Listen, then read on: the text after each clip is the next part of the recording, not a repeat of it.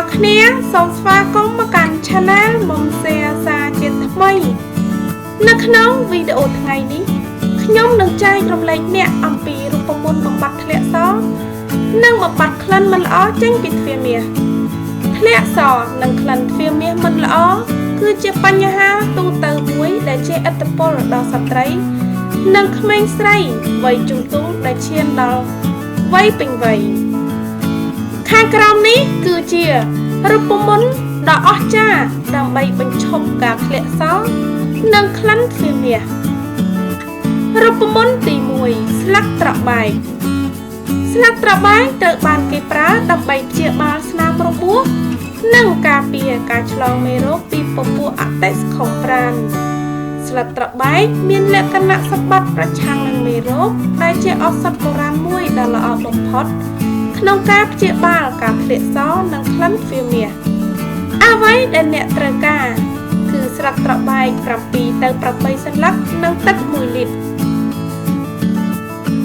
ដំបូងសូមដាំទឹកឲ្យពុះរួចដាក់ស្លឹកត្របែកចូលដាំរយៈពេល1ទៅ2នាទីទុកឲ្យត្រជាក់រួចលាងសម្អាតតំបន់ប្រដាប់បន្តពូជទាំងមូលដោយប្រុងប្រយ័ត្នធ្វើបែបនេះ2ទៅ3ដងក្នុងមួយថ្ងៃរូបមន្តទី2យ៉ាអ៊ូរសជាតិសាបយ៉ាអ៊ូរសជាតិសាបគឺជាមធ្យោបាយធម្មជាតិដ៏ល្អបំផុតមួយក្នុងការប្រយុទ្ធប្រឆាំងនឹងផ្សិតនិងបាក់តេរីដែលអាចបង្កឲ្យមានការឆ្លងមេរោគលើទ្វារមាសអ្វីដែលអ្នកត្រូវធ្វើគឺយកយ៉ាអ៊ូរសជាតិសាបពី3ស្លាបព្រាហើយលាបវានៅលើផ្នែកខាងក្រៅនៃទ្វារមាសទុកវាឲ្យស្ងួតនិងអនុវត្តវិធីនេះ2ទៅ3ដងក្នុងមួយថ្ងៃដើម្បីបំពេញបន្ថែមលើការព្យាបាលសូមពិសាយ៉ាអ៊ូមួយពេងក្នុងមួយថ្ងៃរូបមន្តទី3ម្សៅសូដាសម្រាប់បំបត្តិក្លិនទ្វារមាសអ្នកនឹងភ្ញាក់ផ្អើលនៅពេលដែលបានឃើញពិធីសាកល្បងនេះ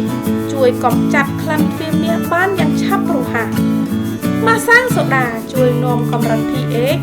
របស់អ្នកឲ្យមានសភាពដូចដើមវិញដូច្នេះអាចគ្រប់គ្រងបរិមាណបាក់តេរីនិងផ្សិតដែលលើស